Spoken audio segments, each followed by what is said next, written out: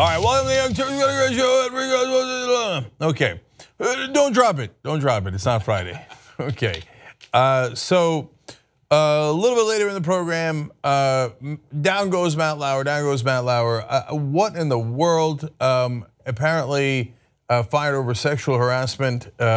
Significant stories about that.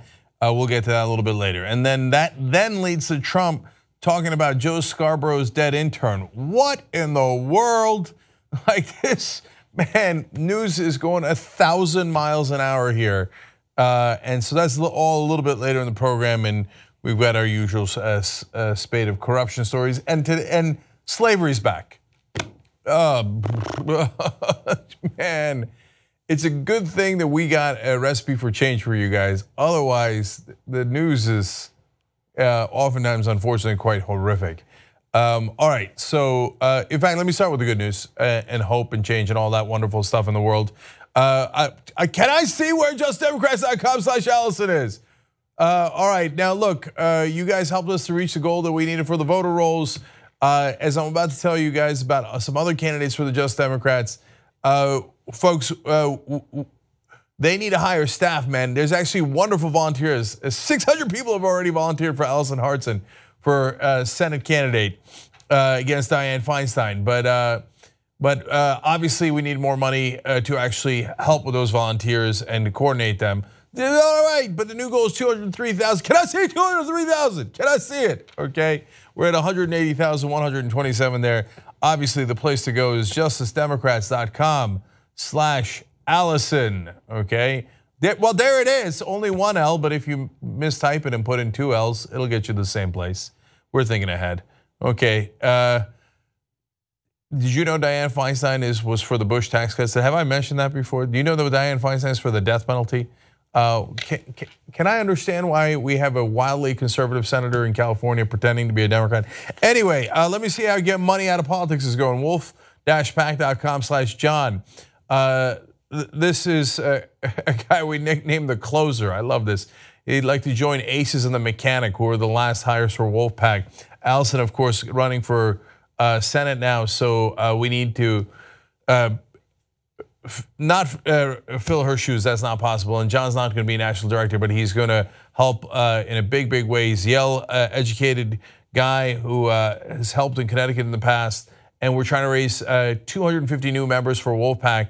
Get money out of politics. We passed in 5 states. We need to pass in 5 more. Can I see how we are? 58 donors.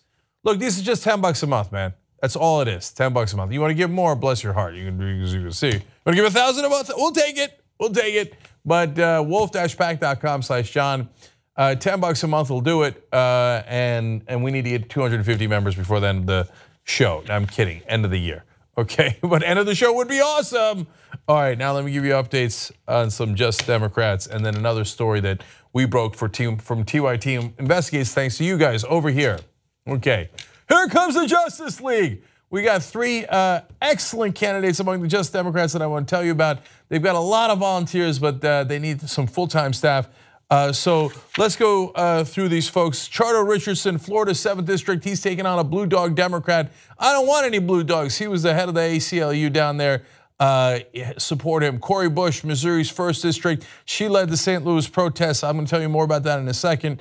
Alexandria Ocasio-Cortez is going to take down, say it ain't so Joe Crowley in New York. Is Wall Street's favorite Democrat. And Alex is going to defeat him. So how are you guys going to help? jdems.us or us, both are good. US or us, depending on however you want to pronounce it. Dash TYT3, okay? So we're going to have that link for you, obviously in the description box. Sometimes we're going to have it at like this corner here. There's like an eye. Sometimes that works. Click that corner, see what happens. Anyway, why do we need to go forward on this? Like Cori Bush is running a terrific campaign in Missouri. And look, she's not a standard politician. She actually could have run for a Senate seat, but she works in her district and she has to report to work every day. She's a regular human being. And on top of that, and on top of running for a congressional race, she went and led the protests in St. Louis over and over and over again. And she's featured in the national press for it because she deserves it. And she was there before any of the cameras showed up. She was there before the congressional run. In fact, Just Democrats picked her because we knew that she'd been there for the community all along and had led protests and is uncorrupted. So they're not taking any big donor money. If they're not taking big donor money, you got to help them out with small donor donations. Otherwise, they can't win. So now let me show you Chardo Richardson. He's running in Florida's 7th district. He's running against Stephanie Murphy, one of the most conservative blue dog Democrats in the country. If you're in a Democratic district, you're in a progressive district, why don't you have a progressive as your congressman? Republicans won't tolerate anyone that's in a deeply red district that isn't right of Attila the Hun. So I don't know why the Democratic Party keeps asking you to bow your head and to take corporate Democrats when in a blue district, you can take anyone you like. You could have a real progressive. And Chardo, like all the Just Democratic candidates, does not take corporate PAC money. So you can trust him that he's actually on your side and for the right reasons.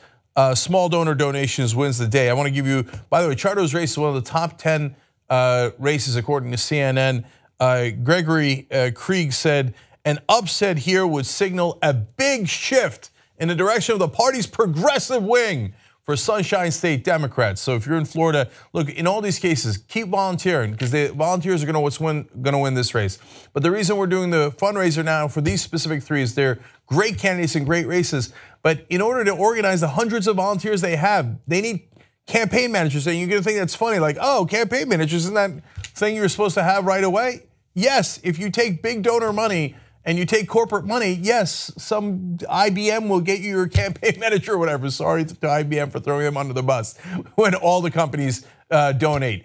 And then you can, Feinstein in California has plenty of money. She has millions of dollars. She has a campaign manager. We are doing it with small donor money, and these guys are in super competitive races. They have excellent chances of winning because of their volunteer army, but those volunteer armies needs a head. We need to have full-time staffers running those volunteers. So please, jdems.us/TYT3. Again, the link will be in the description box. It'll be on Facebook on the comment section, and then I think over here somewhere. Okay, well, last one for you, Alexandria Ocasio-Cortez running in New York, 14th district, and she's running against Joe Crowley. Joe Crowley is Wall Street's favorite Democrat, and that district's in the Queens and the Bronx, but he doesn't live there. He lives in Virginia. He's lived in Virginia for a long, long time. His kids go to school there. He basically got appointed to that seat. That doesn't seem very democratic. And why is he high up in Democratic leadership? Because he brings in the money from Wall Street. That is not what the constituents in the Queens and the Bronx are looking for. They're looking to get represented. So if you don't want your congressman representing the donors, you want him representing you. That's why we've got the Justice Democrats and the Justice League. So go to jdems.us/TYT3, click there and donate, trying to get to $100,000 to be able to hire these staffers, jdems.us/TYT3, and obviously go to the description box to click that link and help out. And once you do, if they upset these conservative Democrats, even if you gave $3, you get to say, I did that, which is kind of an awesome feeling. Election night is going to be electric. There's the primary nights when some of these folks, progressive Democrats taking on corporate Democrats, and then there's going to be the general election fights against the Republicans. Let's go do this together. All right, one more story for you guys in this segment. Okay. Now, we've told you about Mick Mulvaney. He was the director of the Office of Management and Budget. He is massively for tax cuts for the rich, says it all the time. Oh, that tax plan winds up raising taxes on the middle class and the poor. Oops, did we do that? What a coincidence. Well, that wasn't enough for Mick Mulvaney, so he wants to move over to Consumer Financial Protection Bureau, and Donald Trump has appointed him as the acting director, even though technically and legally, he's not supposed to be the acting director by law. The acting director is the deputy director. So they made a mess of it. It's an absolute constitutional nightmare. But why have they gone through these extra lengths and potentially illegal acts to get Mulvaney into that bureau? Because It's in the name. It's supposed to protect consumers, and they don't want that. Mulvaney in the past has called it a sick, sad joke. This agency he has come in to destroy, and has authored legislation to completely eliminate the agency. So he is there to destroy the agency, not to run it.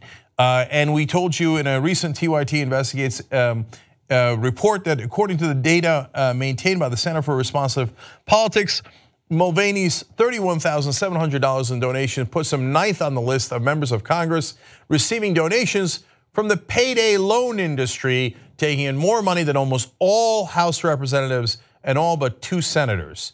So he is owned by the payday loan industry, among the biggest contributors to his campaigns. By the way, also takes money from giant banks, also regulated by the Consumer Financial Protection Bureau, and that's why he'd like to destroy it, because his donors are not happy with it. In fact, one of those payday loan companies, as we reported to you earlier, told Donald Trump, we want you to intercede on our behalf about a month ago when the Consumer Financial Protection Bureau set laws that would protect consumers against these payday lenders.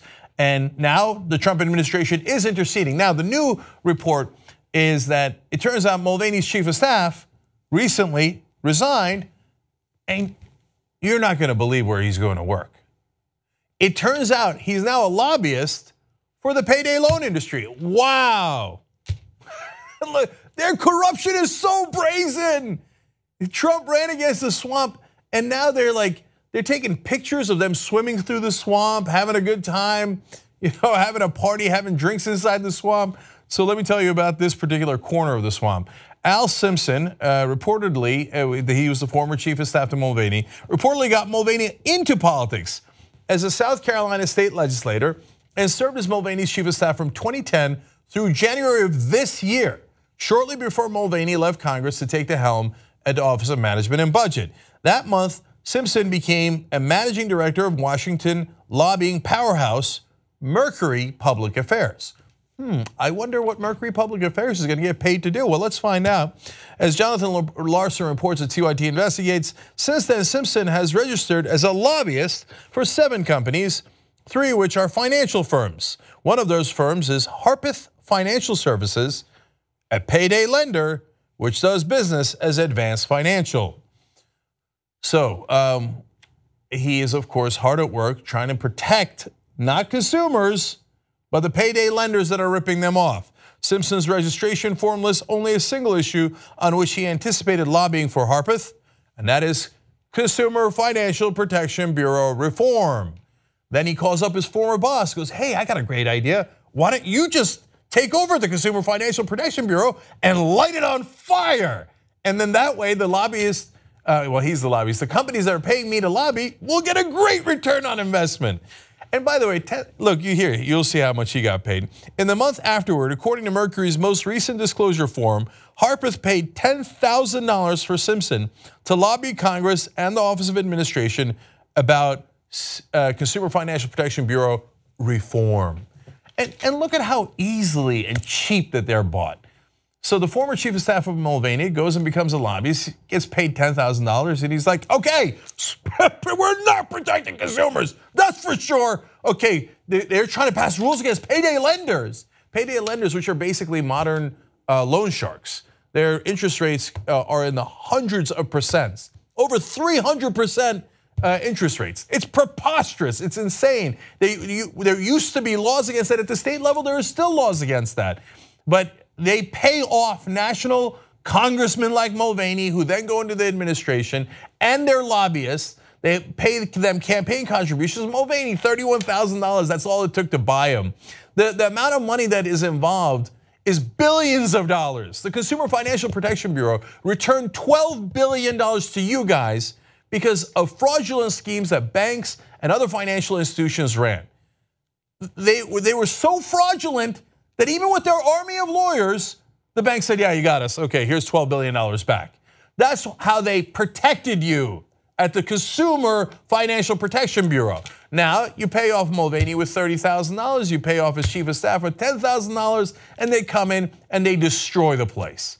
That's the battle plan. One last thing, every once in a while you'll hear conservatives or Republicans say, no, it's okay, we have full transparency. No, we tell you who we're getting bribed by, and you know, and then it's up to the voters, right?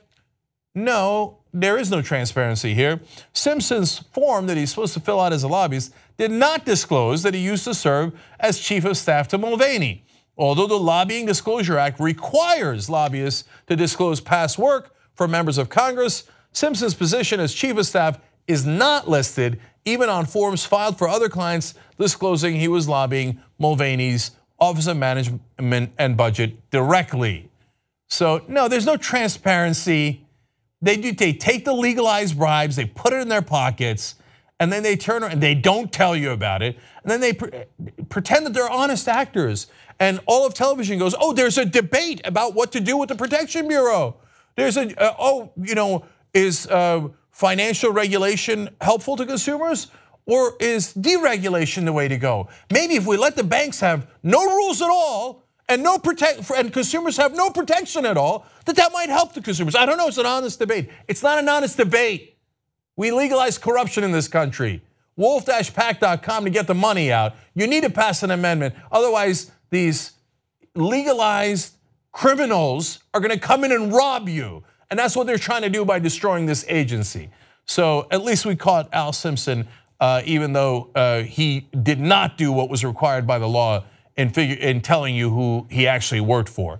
So now, armed with that information, you at least understand what is going on here and the scam that's being played. And if you voted for Trump, thinking that he was going to protect you from the global financial elites, they're laughing their ass off at you.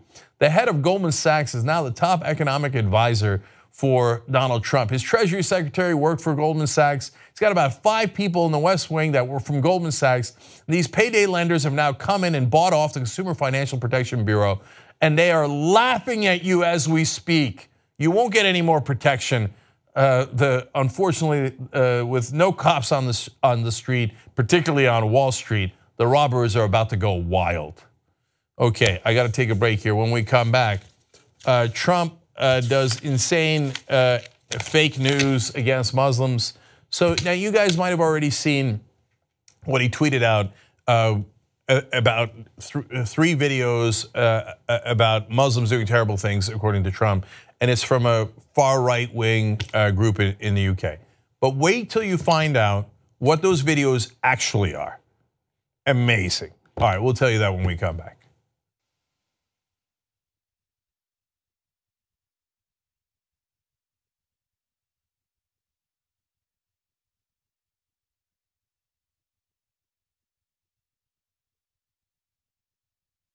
I'm going to rule against Siri. Okay. I don't use Siri. No one actually uses Siri. And every time you press that button for a little too long, I know. Siri, how can I help you? Just shush. It happened earlier in the post game. I don't know if you noticed. I'm so over Siri. So over. And also, Siri's kind of a bitch. You know what? She is kind of a bitch. Okay, you know why? Okay, first of all, no one enjoys or is excited about setting their alarm clock to 6 a.m. But you know who is excited? Fucking Siri. She just asked me that. Oh. She's like, do you want me to set your alarm clock for 6:30 a.m.? Like, no, I don't. No, watch. Yeah, she's fucking eager to do it. Like, she's a weirdo. Watch. Set my alarm for 4 a.m. I don't think I didn't find any appointments for tomorrow at 4 a.m. Shall I? You know you're on air, bitch. Like, that's what's going on. Okay, she's but like, usually I shall now fuck with you. So usually I'll be like, set the alarm for 6 a.m. She'll be like, okay, I turned it on. And it's like, why are you so excited?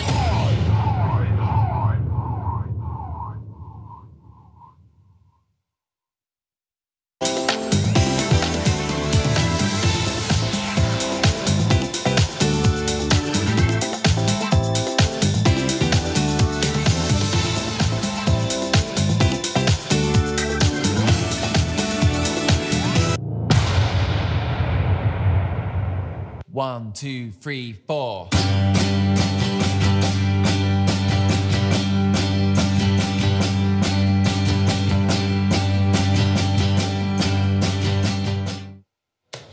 There's always these weird cream cheese options. I can never just find the plain. What about salmon? Do I look like a grizzly bear? Here, try this veggie. Where's the plain? Where is it? You're more of a grape drink kind of guy, right? Or try this mouthwash. Where's the plane? Do you like sexual healing? Where is the plane? Where's the plane? Where's the plane? Where is it? Where's the plane? Dude. Anna Rasparian. No, I want the plane. Supervisor! Aren't you the supervisor? Isn't that the whole point of being supervisor? Why do you get to decide my cream cheese options? At what point did you decide there'd be no plain cream cheese? I don't understand. Take it easy, man. No, this is true just like with politics and anything else. If we don't stand up for ourselves, they're just gonna fuck us even harder. You're not gonna believe this. They kicked me out of the kitchen.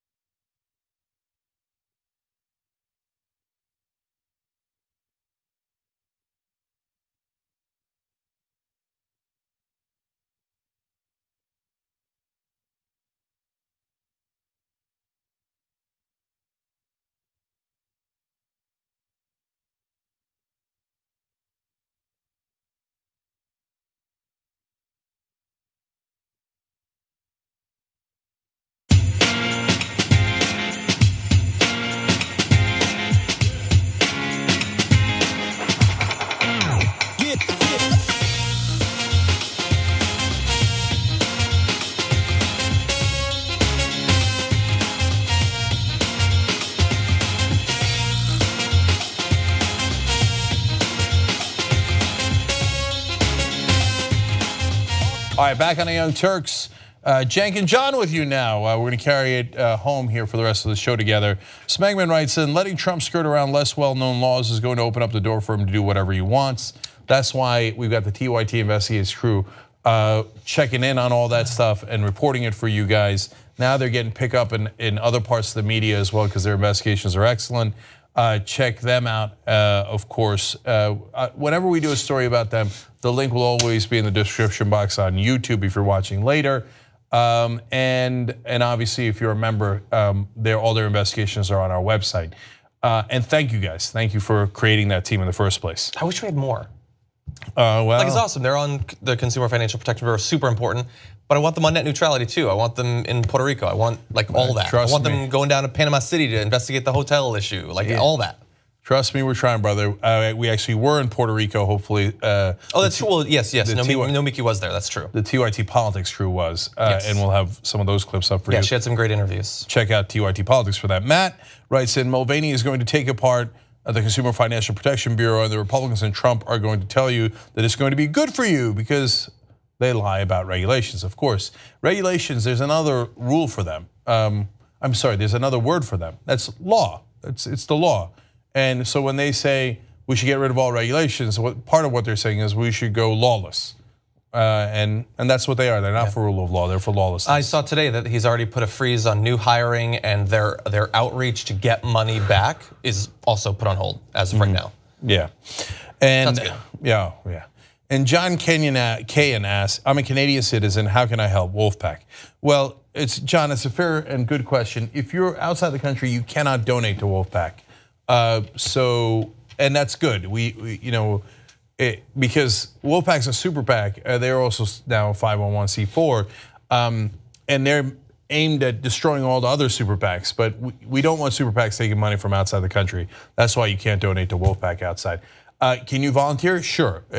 You're Canadian, you care about your neighbor to the south, God bless your heart, you can volunteer. So go to wolf-pack.com.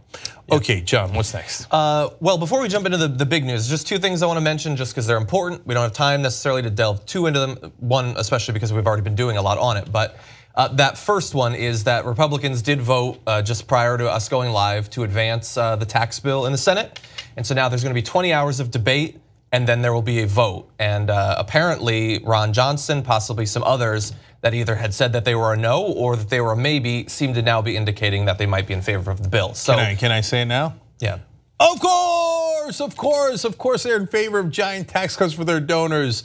I never believed Ron Johnson for a second. He's like, oh, I'm concerned about how this might affect small businesses. No, you're not. Well, what do you think about the trigger though? Where if it raises the debt too much, then they'll hike up taxes automatically.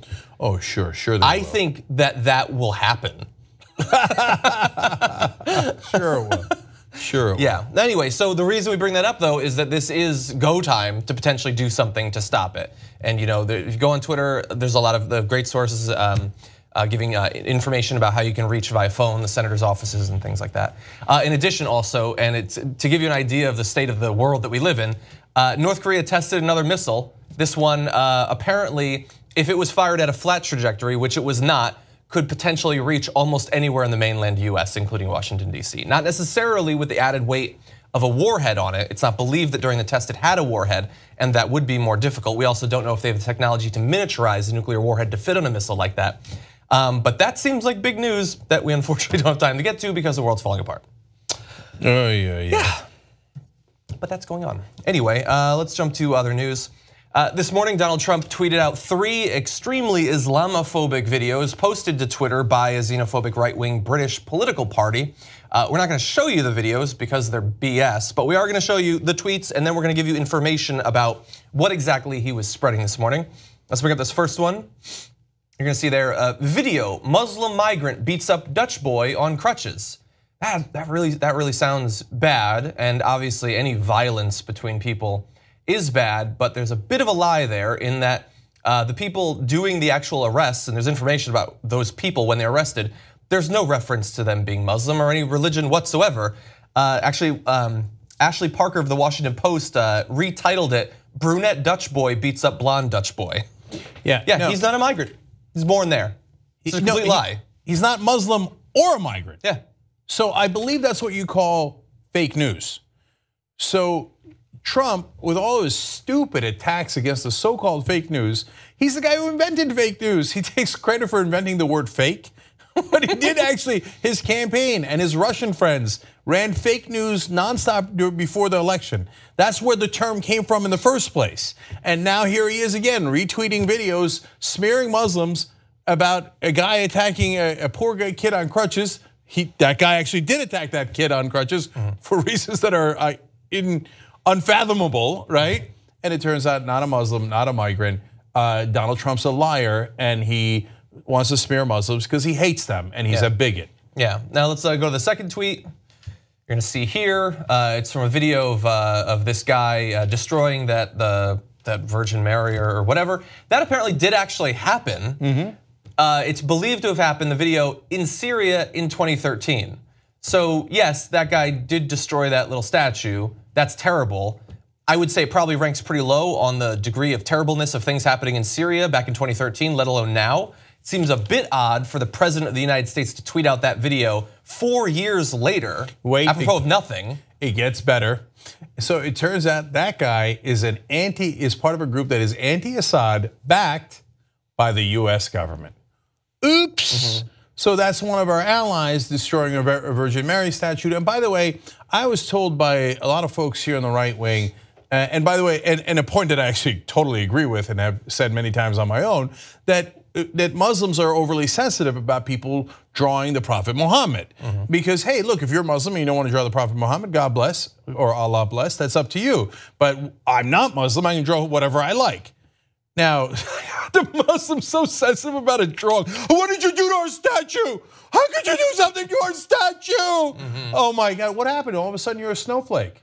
Okay, why do you care about the statue so much? It sounds like you're like one of those Muslim fundamentalists who's like, oh, hey, the drawings, right? I want to go on the record, I don't like statues being smashed of any kind because it's art, and I think we should just leave it alone. I don't necessarily like all of it. Yeah.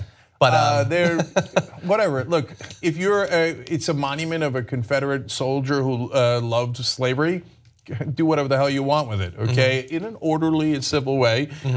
Religious statues, I don't care. I mean, if they're historical artifacts, then I care. Yeah, like what the Taliban did to historical artifacts in Afghanistan was despicable. Yeah, that was terrible. Yeah. Also, there's a distinction between don't destroy it and put it in, a courtyard or something for the government. I don't necessarily think you need to do that. Okay, so oh, by the way, of course, Trump tweeted this because he cares about these religious artifacts and things being damaged, which is why I look forward to him showing videos of the mosques and synagogues that have been burned out, bombed out, and shot up recently. But that's probably not going to happen. Oh, right, but that. To be fair, that didn't happen 4 years ago or in another country. That's happening here by his far-right buddies. But somehow he's not tweeting about it. It's weird. Maybe he doesn't want to politicize it. You got to wait 4 years. He's sending out this video. He's obviously doesn't like this Muslim guy. He's outraged by it. Well, I don't know if you know this. You're the president of the United States of America. You're the one funding his group. You want to pull his funding? No, I just want to pretend that all Muslims hate all Christians. And while Trump, you're the head of the government. You're funding him, okay? So if you got anyone to blame, it's yourself. Yeah, and then we have this third tweet. This is probably the most egregious one, showing an Islamist mob pushes teenage boy off a roof and beats him to death. So this apparently also did actually happen. They were, I believe, pro-Morsi demonstrators in Egypt, again back in 2013. It did actually happen, but it has absolutely nothing to do with what Donald Trump is doing right now. And look, to some extent, some people might say you're focusing too much on his tweets. But I personally, maybe I'm still naive. I think that when the president of the United States randomly tweets out 3 videos purely to drive anti-Muslim sentiment, that's a bad thing, that we should probably worry about it. I'm not the only one. I've read a report that some of the lawyers challenging his Muslim travel ban are going to be using these tweets as evidence of his implicit bias against Muslims. And imagine if you're a Muslim American waking up this morning and finding out that he just went and found 3 videos trying to make Muslims look bad. JR in the production meeting said this is like somebody going on World Star Hip Hop and just finding a video of 2 people in the inner city fighting and then saying, look at these African Americans, you should be scared of them. Yeah, don't give him any ideas, John. It's complete BS. Almost certainly what Trump would also do. Yeah, he might do that. Yeah, so now, look, by the way, the last video, let's be fair. So first of all, it is horrific. It's true. They did throw that kid off the roof, okay? Now, and this is what Donald Trump and Bill Maher talk about all the time, which is, hey, we need moderate Muslims to speak out against the fundamentalist Muslims. And those are fundamentalist Muslims that threw a poor kid off the roof. We need accountability. So now here's the part of the story you didn't hear. It turns out the Egyptian government captured the guys who threw the kid off the roof. And you know what they gave him? They gave him the death penalty. Yeah. How's that for accountability? So the guy you see in the video throwing the kid off the roof was executed. Yeah. He's already dead. Amidst a wave of other arrests of people doing those sorts of things. So I don't know how much faith I necessarily have in the legal process, but it seems like in this case they did the right thing. But the whole point of Donald Trump is all Muslims are bad. So I'll pretend that this guy in the first video is Muslim when he's not Muslim. I made it up. I don't care because I despise Muslims and I want you all to hate them no matter what they do. The second video is a guy basically Trump is funding, okay? And the third video, but did the Muslims do anything about this? Yes, they did. They gave the guy the death penalty. Yeah. So look, the guy Trump is a wild bigot. He's a bigot, racist of first order. There's no debate about it. And you take any other category here and you replace Muslims with it, and it is atrocious in any context. Now I have to do this game because a lot of people in America do hate Muslims. Most of the right wing does, and so you have to play these games because they're like Muslims, they don't count. They're not real people. They're all evil and monsters, etc. Yeah. So let's replace Muslim with Christians. Let's say that they're in a fundamentalist Muslim country. Their leaders are putting out propaganda videos about Christians doing terrible things. We got to go get the Christians. Look at what they're doing. Yeah. Turns out it wasn't even Christians doing it. right? They're like, oh, well, no, you can't do that. We got to protect the Christians. We have to protect the Christians in Iraq, right? And you would be right, we should. The Yazidi, we should have to protect the Yazidi. Now take out Muslim and put in another group, Jews. If the president is sending out 3 tweets about how bad the Jews are, and it turns out the first video isn't about someone who's Jewish, but he's like, look at the Jew doing this. Oh God, that's terrible. Well, let's recall that he has tweeted anti-Semitic things before, including the Star of David in it, about global financial elites and conspiracies. Yes, no, look, he said in Charlottesville about neo-Nazis that there are very fine people among them. Of course, he's also anti-Semitic. Oh, but his daughter is Jewish.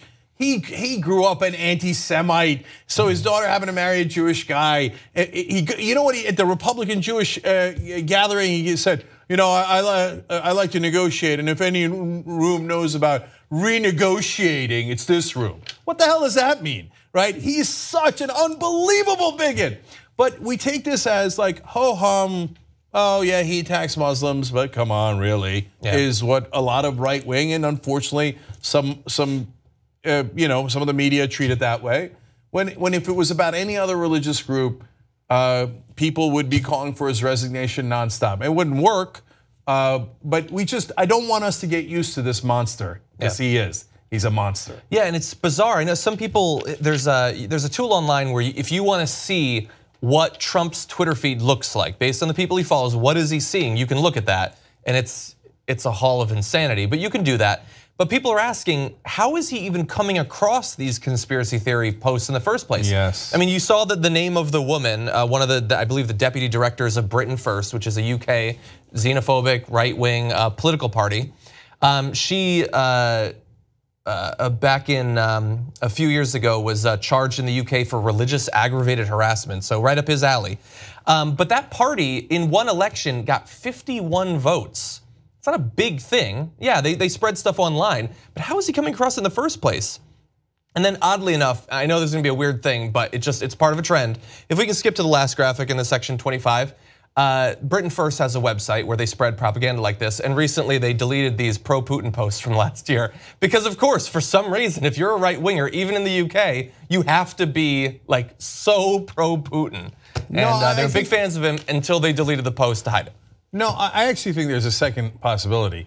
So yeah, these right wingers, they're fascist by nature, and they look at Putin and they think, ooh, that's a fascist demigod. Keep Russia Russian. Why do you care if you're Britain first? It was becoming oddly Chilean over the past few years, I thought. Britain first, Russia second. What? No, there's some chance, that they're financed by the Russian government. I don't know that for a fact. I'm just saying that it's the second possibility. And we know why they're backing Trump and why they're doing the anti-Muslim propaganda? Because they're financed by the Russian government. It's not rocket science. It's possible. I think possible. It's just ideologies run in parallel. I think there's a lot of that, what you said, the bowing to authority, they love the strong man. They wish that they could have a person like that in the UK. Look guys, your choice. Either Trump retweeted this group that is pro-fascist or paid off by the Russian government. We can have a poll. Oh, and by the way, and those are not exaggerations. This group also raids mosques in Britain. What the hell does that mean? And they do things called Christian patrols. So if the fascists were to take over Britain, and obviously, hopefully, it'll never happen.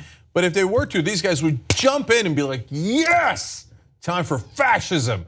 And Trump's like, wonderful, what can I retweet for you? Yeah. And how did Trump even get to this stuff? To get to your question of these insane anti-Muslim videos from this tiny little group. Yeah. So 2 possibilities there. One is Stephen Miller or Steve Bannon are like, hey, Donald, you're gonna love this anti-Muslim bigotry. Oh, let's spread it everywhere, right? Which is not such a great scenario. Or the second scenario is, Donald, we would like you to retweet something we found in Britain. Okay, what the hell kind of accent was that? I mean, you nailed the accent, but I'm not sure that's what's going on, but you never know. Oh, and one final thing on this. So we reported recently over the past few weeks, there's been some new statistics on hate crimes over the past year or two. And both anti-Muslim and anti-Semitic hate crimes are skyrocketing, both during his run, but also since he became president. And so like the people who will say that these tweets don't matter, that it's a distraction, we should purely be focused on something else, like they don't realize that this does have a cost. It's a cost in blood in some cases, people being killed in our own country because of hatred against Muslims and against Jews. It's people who live terrorized because their Jewish community center has had 10 bomb threats over the past year and things like that. Like these are people's lives who are literally being destroyed or in some cases ended, and they're being antagonized, they're being led by the president on this issue. Okay, why don't we go to the reaction? Okay. This morning, Donald Trump's retweets of the Islamophobic videos by a xenophobic British political party has been widely condemned by a number of different groups, defended by others. We're going to touch on both. The first is by the office of the UK Prime Minister Theresa May, who said it is wrong for the president to have done this, and says the UK citizens overwhelmingly reject the prejudiced rhetoric of the far right. And so that is a good response. Obviously, the effect, as we've been talking about, of Britain first and people who agree with them in the UK is something that Theresa May and others there are going to be very focused on. They're concerned about the growth of that, and they don't like to see it being amplified by the US president. So Theresa May is right wing, and she's the establishment basically in the UK. So I've got a lot of issues with her, but she's the kind of establishment that we used to know, the devil we knew, which was sane, slowly crushing you with lower wages. Like, okay, we know how to fight back against that. Donald Trump is a totally different wild animal, and he's like, let's look at these Muslims. And one of the videos, the guy's not even Muslim. Yeah. So Theresa May is forced into a position where she has to be the sane moderate, where she's like, wait, we just want to make more money. There's no reason to hate Muslims, it's weird. Stop doing that. Yeah. Right? So now it makes us go, oh, way to go, Theresa May. Yeah. Well, I don't have to give her too much credit, but I'm glad that she's speaking out against this, especially because as a prominent, especially female politician, there's every chance there's gonna be 10 tweets about her tomorrow morning. So we'll see about that, not yet.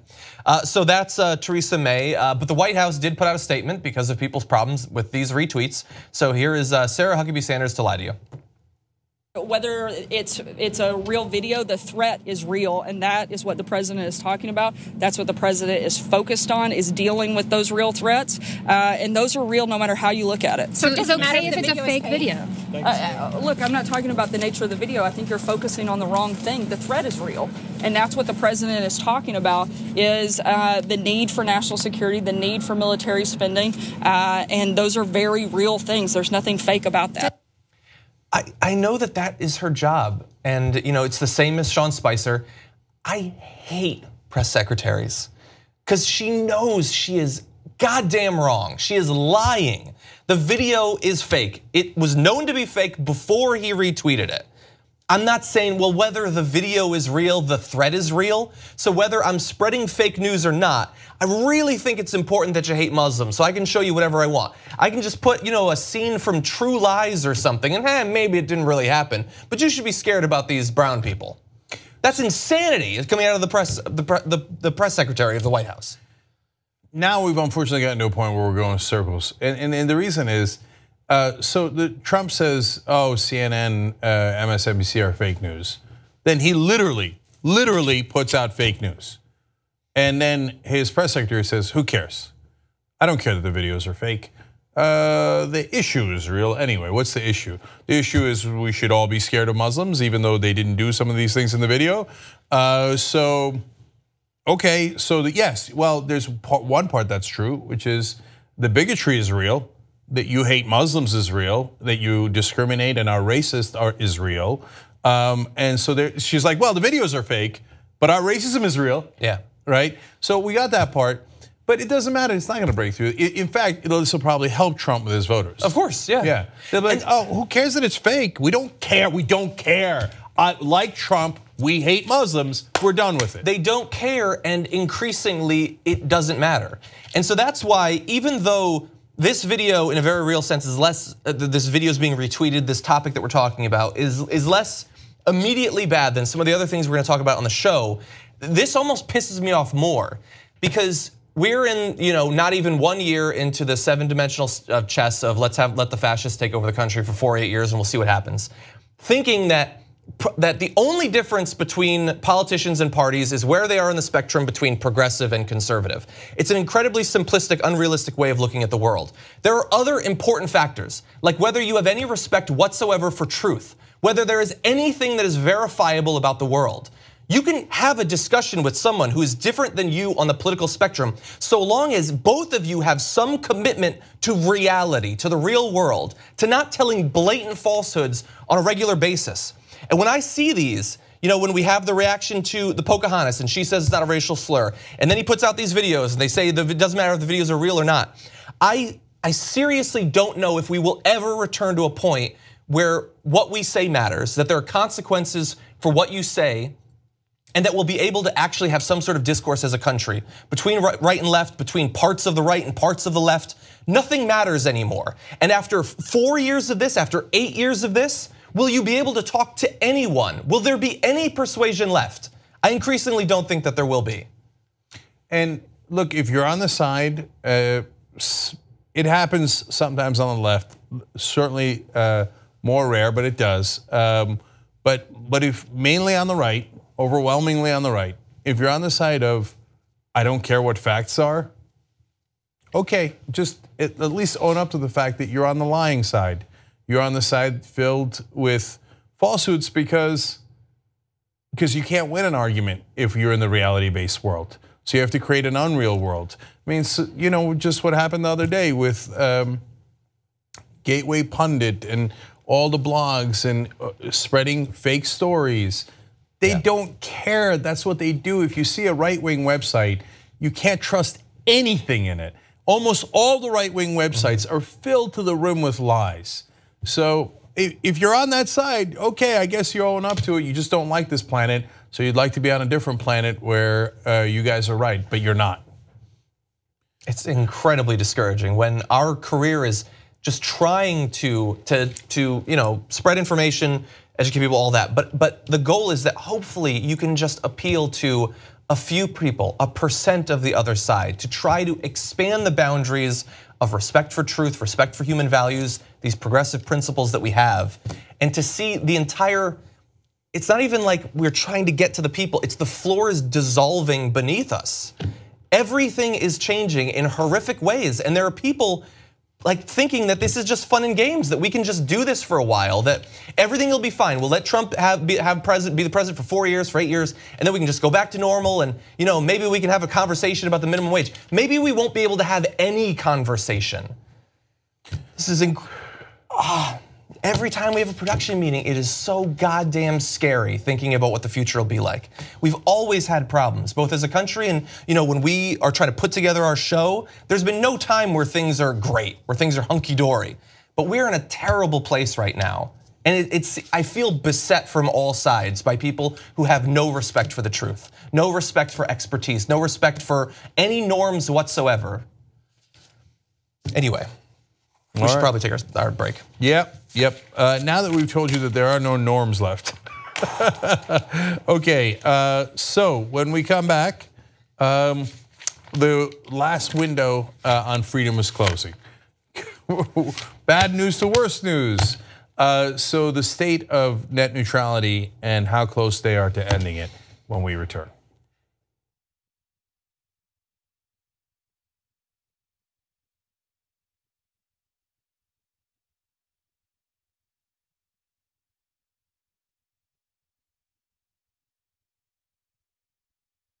Now you guys are gonna think, especially my early behind the scenes footage, like I already went and looked at the comments in the member section. You guys, oh, he's high, he's drunk. I swear to you I'm not. Well, I just tell you if I am, right? And so I get goofy in the behind the scenes stuff. What's the need for the butter with this pretzel? This is already super fattening it up. You don't need to put butter on this thing. Why'd they make me do it, Bitsy? Why'd they make me do it? Hey, I'm just saying that this is known as the rear end guy. There's no way that every person he knows doesn't call him the rear end guy. I want you guys to see if you could see the lightning bugs. Whoa. Light them up. Light them up. Is it true, Ritzy? I will now watch it later. Bitsy, this is my cat. You know what his name is? Kiki Cat. Imagine him, isn't it? Hey, Kiki Cat. Kiki Cat. All right, this is Kiki Cat signing out. Game of Thrones, which will be back next year, is up for Emmys. They should just give everyone an Emmy in Game of Thrones, send them home. Yeah, and then have the rest of the Emmys for Absolutely. everybody else. But then I was thinking about like, what would I be married with? And it's like, maybe like my Roku remote and my cell phone. Are you happy he's going back to jail? Handing out advice, people like he's got to diversify your funds and stuff like that. Kind of like Shawshank Redemption. Yeah, that's what I think. That's it. He like raises the price of prison cigarettes by 5,000%.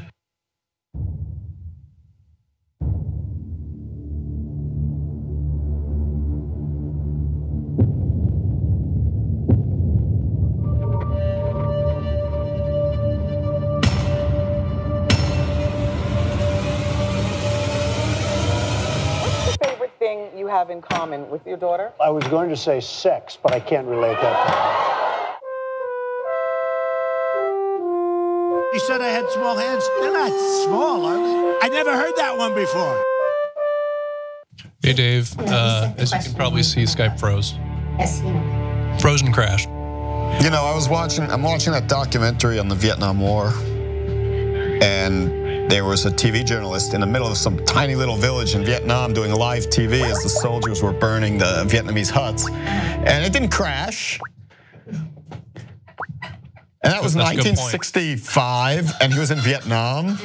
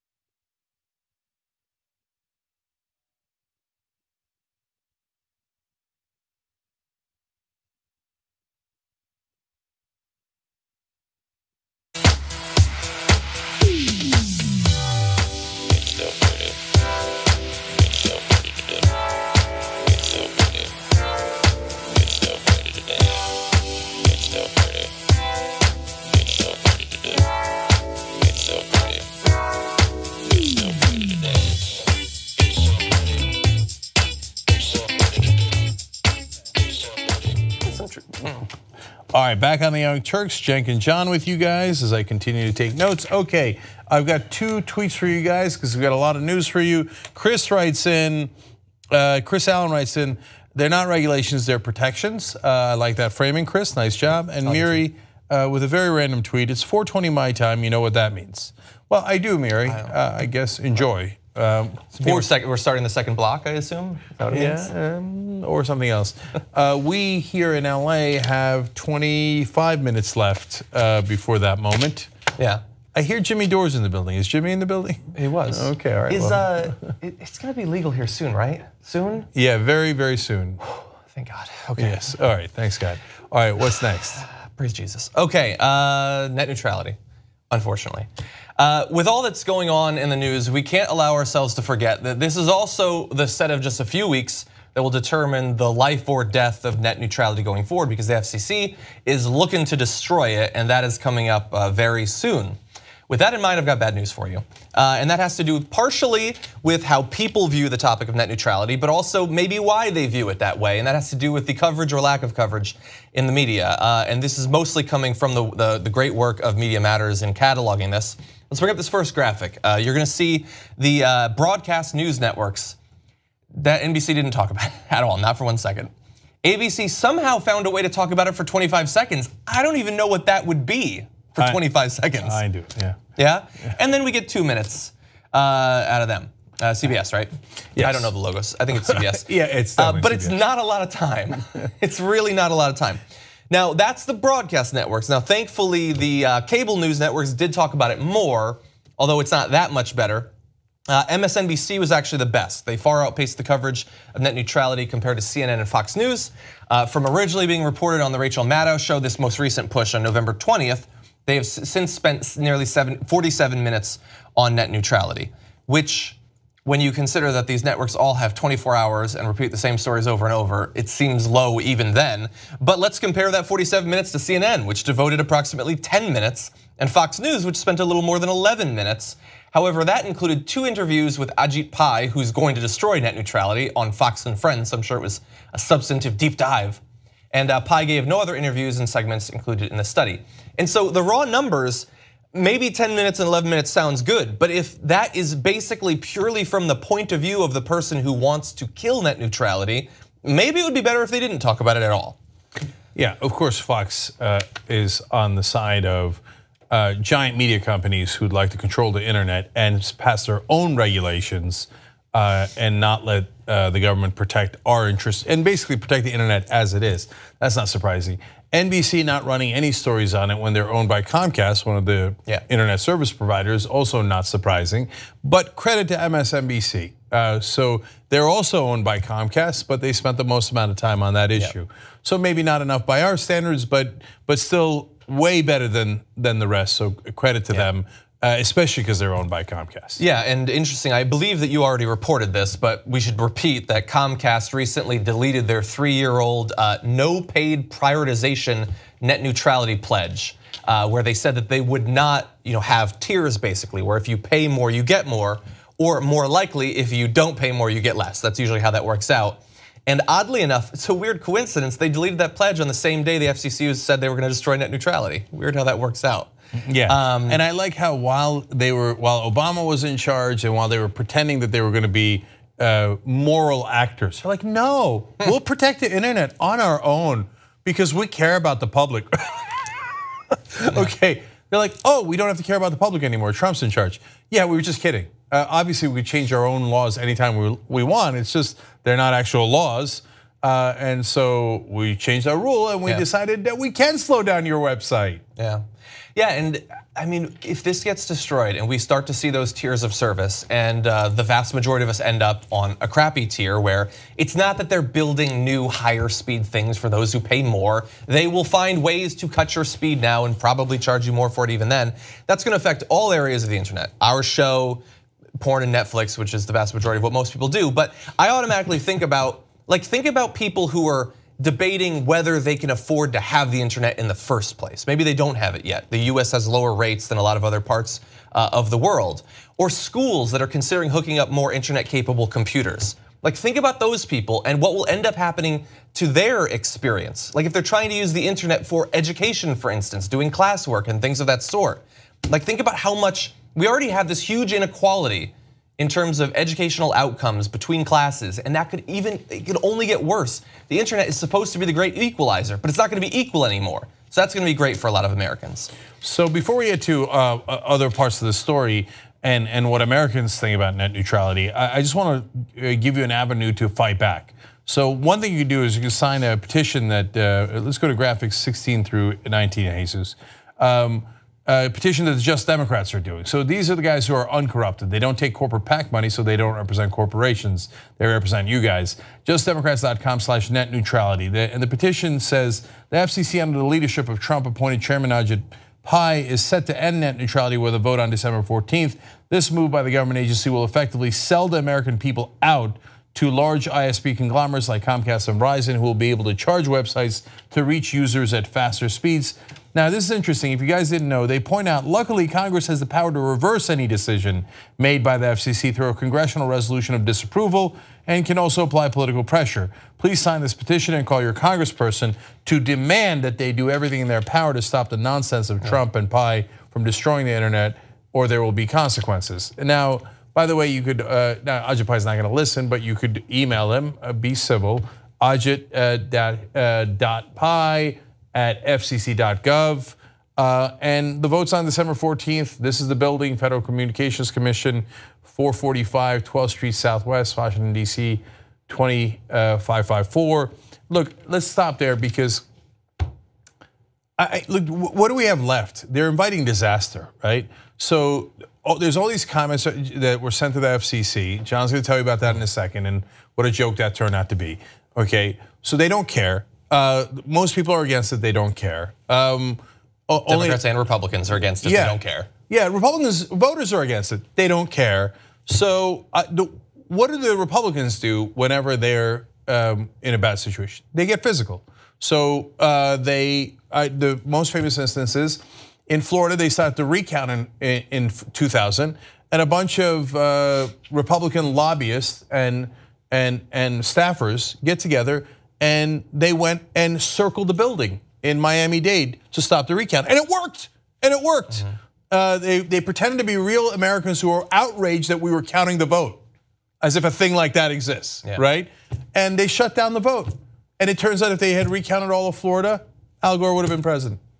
And it worked. So, okay, well then surround the FCC building on December 14th. Don't let them take the vote. So don't do anything physical to any human being, please, please, please, okay? So, you know, we're on the left, we don't believe in physical action against human beings, okay? But on the other hand, the FCC building, look, if we had any kind of semblance of democracy here, you know what other countries do? They pour into the streets. There's tens of thousands, hundreds of thousands of people. There should be 100,000 people surround the FCC building going, go see if you can take the vote now, okay? That's the only thing left. Yeah, I mean, look, realistically, we should have, I don't know if it needs to be a constitutional amendment, but, and maybe this is just gonna make me sound like a geek, but there's a variety of rights that we need to have. One of them is the right to, unrestrained access to the internet. It's not an optional thing. This ain't the early 90s. This isn't just for like people who want to play Doom or something like that. You need this for every area of life, from commerce, business, school, relationships, increasingly everything. And one of the reasons I think that they might be able to squeak it through right now is, one, is we allowed Trump to be elected and we knew that this would happen since he spoke out in 2014 against net neutrality. But also that people have been worn down by multiple times that we've already had this discussion. Under Obama, this came up multiple times, and we put pressure on the government and they went in the right direction. Obama and the FCC at that point went in the right direction. And so it just keeps coming up over and over and over, and this time they might actually succeed. So the petition, will have the link down in the description box on YouTube and in the comment section on Facebook. But let me tell you where we are on the polls and what Americans think about this. A poll from Morning, we're going to graphic 32. It's poll from Morning Consult and Politico, released on Wednesday, found that 52% of registered voters support net neutrality regulations, compared with 18% who say they don't. Now, the main issue there is that most people don't know what it means. And 40% don't have an opinion. Yeah, and so of 46% that they've heard a lot or some about net neutrality recently, that means the majority of Americans have not heard about it. And so partly because of what John pointed out, which is that the media is hardly covering it at all. So since they didn't see it on TV, a lot of older Americans, they never heard about it. So whereas the people who did hear about it, the numbers are overwhelming, 52 to 18 on our side. In fact, 55% of Democrats are for net neutrality, that's keeping the internet as it is, but so are 53% of Republicans. Yeah. The Republicans go, wait, no, don't take away my right-wing websites. You think those big cable companies are gonna care about your right-wing blogs? No, you're first on the chopping block. They don't like your bigotry, that it costs them customers. Yeah. So that's why actual voters hate this thing. Now, which leads us to the hilarious situation, which is graphic 34, about what happened when they asked for comments of the FCC. But first, let me give you a little bit of context. Last time they did this in 2014, a lot of people sent in comments. They sent in about 450,000 comments overall, and they were almost all for keeping net neutrality. And so the Republicans on the commission looked at that and go, when you ask for comments, it doesn't turn out well for us, right? They like the internet, they want to keep it as it is. Yeah. We tried to do our propaganda, we sent Ajit Pai on Fox News, and we did all that stuff about, oh no, keeping the internet as it is would be government regulation.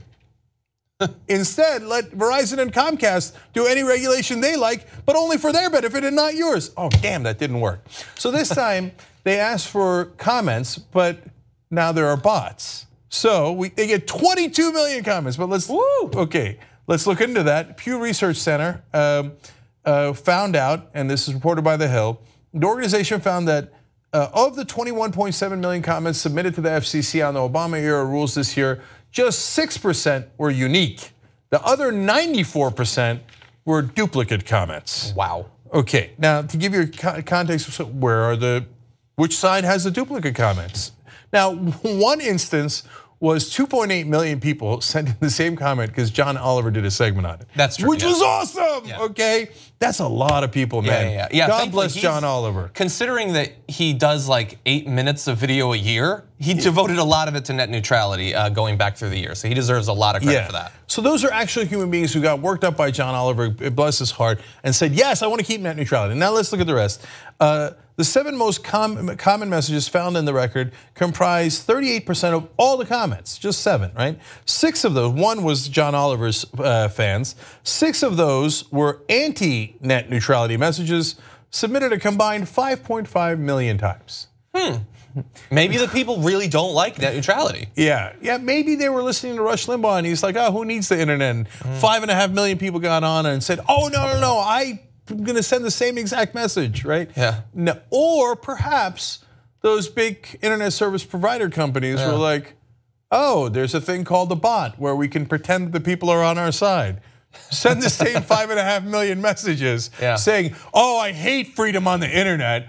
Please slow down all my websites. I don't wanna watch Netflix. Oh, I want it to be really slow. Porn, yuck. No, slow that down. I don't want that either, okay? Bots are people too. Yeah. Right-wing and left-wing sites that don't agree with the establishment. I hate those. Please let Verizon and Comcast control them. See, look at this elitist lib over here. I don't know about you, but sometimes when I watch things online like Westworld, the plot's really complicated. It's hard to follow. It's nice when it pauses all the time for like 10 seconds and buffers. It gives me time to think about the plot, figure out what's going on. I have a couple of other numbers though. 7.7 million comments were submitted from mail domains attributed to the website fakemailgenerator.com. Gee, I wonder where they're coming from. Million. I can't quite tell. Also, and it's interesting to find out, sometimes there's geographic differences in how much people care about an issue. Like some issues, in California they care a lot about, some in Florida they care a lot about it. In this case, it was from somewhere else though. 445,000 comments came from Russian email addresses. So it turns out they just really care about stopping net neutrality in Russia. It's weird how that works out. It is kind of weird. It's funny how By the way, that's more than all the comments that came around the last time the FCC solicited comments came from Russian email addresses. Now, do you think the Russians really care about making sure that Verizon and Comcast make more money? Yes. No. Okay, but somehow, whatever Trump supports, there's websites in Russia that also support it. Yeah. What a weird coincidence. And so, look, you guys, for the people who do understand net neutrality and understand that it stands for freedom on the internet and keeping things as they are on the internet, for those folks, when Ajit Pai and those clowns go around saying, oh, we have a lot of comments from fake.com saying that they just think net neutrality is terrible. They just don't want the internet to stay as it is. You think we're not gonna catch you? You think we're not savvy enough to figure out where it's coming from? So in this case, Pew Research Center did a wonderful job, but you were gonna get caught either way. To them, it's just a joke. It's just a way of, how do I do propaganda? Enough of a fig leaf for me to do whatever my literal corporate masters told me to do, because Ajit Pai worked for them before, he will work for them again. They're the donors to the Republicans who are supporting this, and when they go out, they'll probably work as lobbyists for these same companies. So when people talk about revolution, this is it. I mean, you need a revolution so that the corporations don't take over every single part of our lives. Yeah. They've already captured the government. Now they're going to capture the internet, and who's the only people fighting back? Look, a lot of folks online, give them credit. And by the way, yes, right wing and left wing sites, so bless their hearts. And yes, Google and Facebook are the good guys in this case, and Netflix. They're all fighting for net neutrality. But also on the political side, the just Democrats, because the corporate Democrats are like, oh, it's bad, right? But they also take corporate money. Just Democrats don't take corporate money, so they care. justicedemocrats.com/net neutrality. The link is in the description box. Sign the petition. Find any way you can to fight back. Why don't we take a break so that they have time to go sign the petition? Sounds good. Okay, when we come back, if you thought all this news was bad, it's gonna get dark. Slavery's back. We're gonna explain it to you. It is, in fact, unfortunately, literal. All right, that when we return.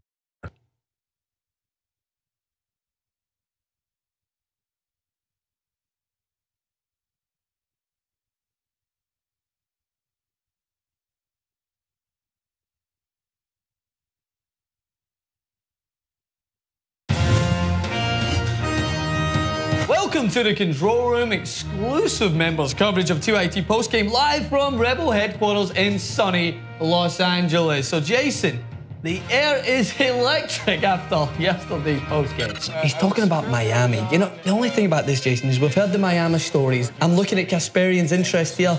She's giving him the cordial glance to the side, but I just don't know if it's really there. Oh, that's where the vagina is. Okay, that joke landed like Apollo 13 there, and then Kasperian gives him the courtesy laugh, gives him the Edwin wave. Had you had sex at that point when you took that class? Anyways, so hold on a minute. He's found an opening. Is he finding his way to come back, Jason? Unbelievable! Jake Kruger coming back. With a comment, no one would have seen this coming. And he's in the mood, and there's some music in the background. He's got the sideburns, he's got the long hair in her 30s. He won't fan himself. There's no way he's ready to. I mean, I've expected. She's like, well, that was something. He's got it. Okay. It's unbelievable. Every dog has its day, and this dog is having the best day of his damn life. That was an outstanding postgame. If tonight's postgame is anything like last night's, we were in for another. Exactly right, Francis. And don't forget to check out the TYT postgame after the Young Turks every weekday on tytnetwork.com/memberslive. Hey, what's up? Aaron, what do you like better? The rabies or the rabies? Go. We talk about TYT Army being so strong. Usually they help us run our show. Now they're gonna help us run the country. Like this. It's time that we reclaim democracy for the people. We had a huge victory for Wolfpack. When Lincoln said this was a country by, of, and for, he said of the people, not of corporations. Our representatives don't represent us. Whoa! Democracy! United! We are! We are! Too strong! There's thousands of volunteers, and you can be among them. With Wolfpack, the mission is so clear. Money is killing our democracy. 96% of Americans want it. When you get the power back, oh, that feels good. This is just the beginning. Let's go get them, man. Up and at them. Knock, knock. We're coming for them! Wolf-pack.com.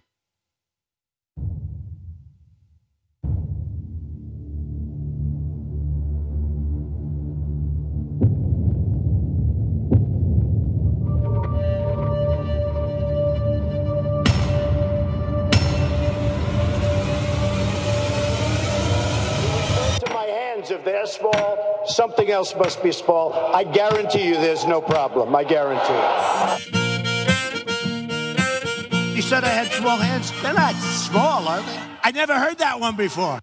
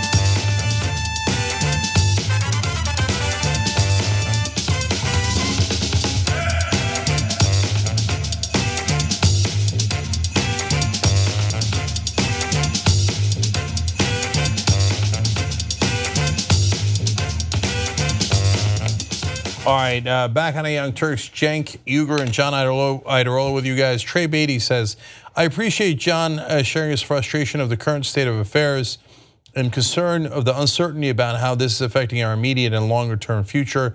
I rant like this to myself and others daily. I'm sure most TYT viewers do it too. Riley Grady writes, the freedom of information was one of the last bastions of freedom left. Sad but not surprised. And Brian Newton puts it a little bit more clearly and succinctly when he says, we're fucked.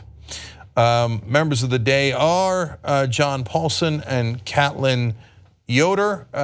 We'll have a great post game for you guys as we always do. We also have Old School tonight. So make sure you check that out live if you're a member. I thought we had a great Old School, pre-Thanksgiving Old School. And hey, thank you for putting that up. JustDemocrats.com/Allison. Can I see 181 by the end of the show? That's really not asking for much, okay? So if you can participate, that's to take down one of the most conservative Democrats in the country. That's Dianne Feinstein. What's the 203,000 for? It's for something. It's a reference to something? It is a reference to something. I just forgot it. No, that's why it's exact, right? Okay. It's to get something. That's true. Oh, is it to get access to the lists? No, the voter rolls was like $147,000. Okay. This is to get something else on top, which I should look into. Anyway, it's probably important. All right, so justdemocrats.com/Allison for that. And of course, if you want to become a member and check out all of our shows, including the postgame and the Old School tonight, tytnetwork.com/join. Yes. Okay, what's next? Okay, now we're gonna move into some dark territory. This week, CNN released video apparently showing the sale of African migrants into slavery taken in a Libya market. Let's watch. Big strong boys for farm work, he says. 400. 700. 700. 800. The numbers roll in. These men are sold for 1,200 Libyan pounds, $400 a piece. So, look, this is perhaps one of the darkest turns in this ongoing migrant crisis. I mean, we've been reporting on it for years, and obviously there's the thousands and thousands of people who've lost their lives, trying to move across the Mediterranean. There have been reports all throughout this year of people being blackmailed and held hostage. When I was in Oslo reporting on the humanitarian organization meeting, there was a woman who had helped to free literally thousands of people from those sorts of like blackmailings and hostage takings. But to see a slave market operating in 2017 is particularly dark. So I'd gone down to Charleston, South Carolina last year, and I visited an old slave market and now turned into a museum. And they explained how they auction people off, and sometimes they separate families. And by the way, it's not in that video, but they are separating families as well. And what is not talked about a lot because it's so uncomfortable is the rape that happens for migrants in present day throughout the world, and also in slavery in the old times. Vastly underreported, under-talked about because it makes people uncomfortable was the nonstop rape of slaves. So as I was going through that slave market, then I saw this report, and CNN did a great job here, and full video in the description box, the link to it. It sounded just like exactly like it. Just like what used to happen in the old days. And sometimes some people in the country will say, "Oh, that the slaves were sold off in Africa to begin with." Yeah, we know that, right? And that doesn't make it any better. It doesn't make it any worse. And so, and yes, slavery happened all across the world, and we thought we had eradicated it, and now it's back. Yeah. And look, there's some form of modern slavery in America where we make our prisoners work for $1 a day, just because $0 a day would be literal slavery. So they're like, okay, we'll give them $1 for a day's work, just so that we technically don't call it slavery. Yeah. In this case, they're not giving the $1; they're auctioning them off, just like the terrible times have passed. Now we have another video we want to show you. This is of a Nigerian man being interviewed by CNN International, talking about his story of being taken into slavery and his eventual escape, thankfully. But a warning, this is an incredibly emotional, tragic tale that he's going to relay in this video, but here it is.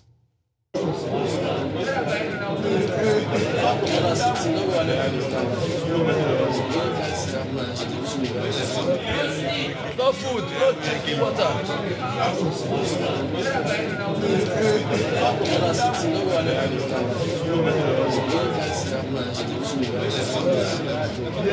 I was sold.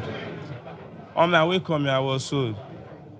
So after I was sold, they asked me to demand a ransom. The pusherman that put me from Nigeria, I gave him money, he did not pay. So they said since he did not pay, he did not pay that money. They now sold me. I was there, the person who came to buy me gave the man money. They asked you to pay money, so probably you must have been there for like 3 months. They will start beating you. From a week, they will start beating you so that your money will come quickly.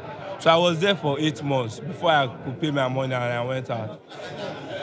You look at most of the people here, if you check their body, you see the mark, they're beating. With electric, even your boot or they took something like a sharp object. Understand? Most of them lost their life there. Many are dying every day. No phone call. Their family will be thinking that person is dead. He has lost his life. Know that he's just in one place suffering. Going back home now, I'm totally frustrated. I don't know where to start from. Because I spent my life savings leaving the country. You understand?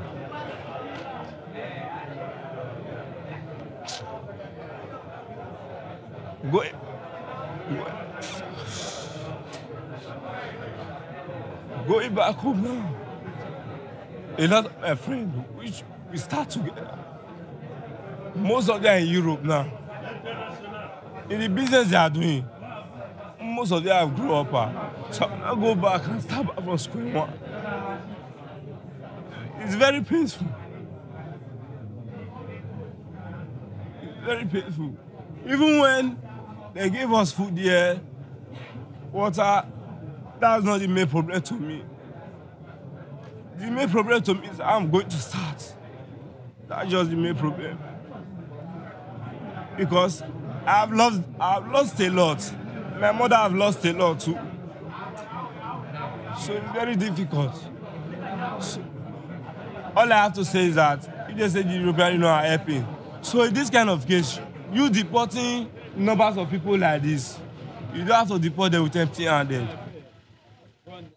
Because if you look at it, you are deporting us. Before we left, we all have a dream. Isn't it? Yes. We all have a dream. You understand? Hoping that when we get there, we achieve something. Because a lot of people are going there, even through flats, through land. We see what they achieve.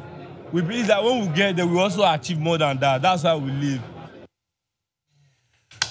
So this is the story of people with, as he said at the end, a dream, and that unfortunately, I don't want to use a cliche here, but that turned into a nightmare. And so a lot of them left Nigeria trying to get to Italy and to get to Europe through Libya. And some of them made it and then get deported back, and they lose everything.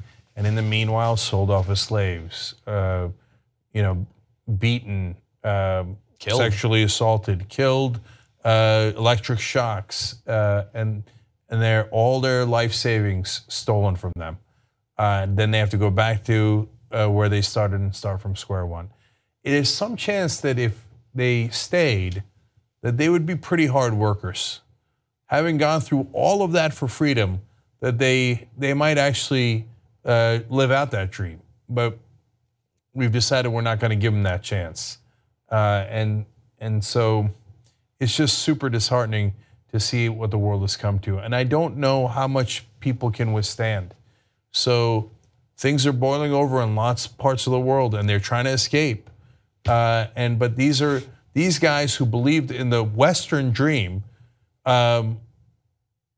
we turn around, and guys like Trump turn around and say, no, they're the bad guys.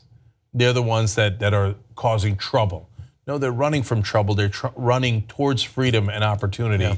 And we slammed the door shut on them. And it's not just our fault. Obviously, what's happening in Libya doesn't have anything to do with us, and it is abhorrent and there's a lot of terror in the world. And so, look, just a quick note on the actual CNN exclusive there.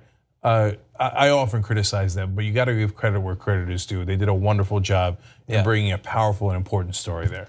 And, and like I said, the link is in the description box below for the whole video. Exactly, yeah. Yeah, I mean, you watch a video like that, and I mean, I like to imagine that everyone has to be affected by that. Like not just progressives, not just people who sort of define themselves by their empathy, but how does a Trump supporter watch that and not feel something for that person? Like that person has gone through something that none of us can even imagine potentially. And you can see it on his face experiencing it. And not just, like he's been beaten for 8 months, a slave, and he's more scared of the future now because he has to go back to a situation that was so bad that he fled from in the first place. And I don't understand how you could watch that and still think the things so many Americans think about migrants, about people trying to get here, and especially if any country should have an easy starting point for understanding the lengths people will go to travel internationally, to start a new life. How can anyone in America not understand that drive? Not understand the people who came to America and were indentured servants or were slaves, the terrible things that happened to them, how they were economic. I don't understand how people cannot have that, how can not have that empathy after watching that. Because John, you saw a room full of your fellow human beings. Unfortunately, some people see that room and that's not what they see. And that's in a lot of ways the phenomenon that allows them to get so abused in wherever they wind up, because people don't empathize them as fellow humans. Maybe I'm still naive. I know you're probably right, and I know in general, definitely, if you were to tell that story, 35% of the country would say, fuck him, let him die.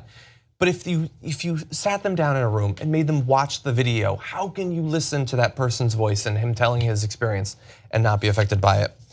Look, the sad thing is this is going to continue, and there's various organizations both inside of Libya who are working to extradite the Nigerians who are being abused there. There's people who, like for instance, the African Union chairman, President Alpha Conde of Guinea, demanded prosecutions over the trade, saying it's from another era. That's good. And the Libyan government says that there's an investigation into the slave auctions, but said the international community needed to provide more support if it was going to tackle the problem. And that's where, theoretically, America could be a leader. We could aid in that situation, not just in the slave trades and the abuses and the murders and the rapes that come as a result of the migrant crisis, but could help to resettle those people, could help to stabilize the countries so that people don't feel like they have to flee, possibly at the risk of their own life. We could do all of those things. We will do none of those things. Under Obama, perhaps there would be some efforts. When you actually had a State Department that had people working there, that cared about the mission and the potential for the US to do some good abroad, but there will be absolutely nothing under Donald Trump, and this will continue. All right. Let's go to another story that involves tragedy, and I'm going to be a bad guy and say that didn't end so poorly. Okay, we'll see. A Bosnian war crimes trial took an even darker turn than you would expect based on its subject matter this week. In this video you're about to see, you're going to see Slobodan Praljak, a 72-year-old who had been previously given a lengthy term, wanted to appeal that, and came back into court to find out about what was going to happen to him, and then this happened.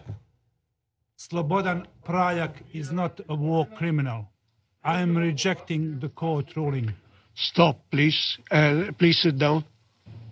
Let's show a little bit of compassion. He's not in good position here.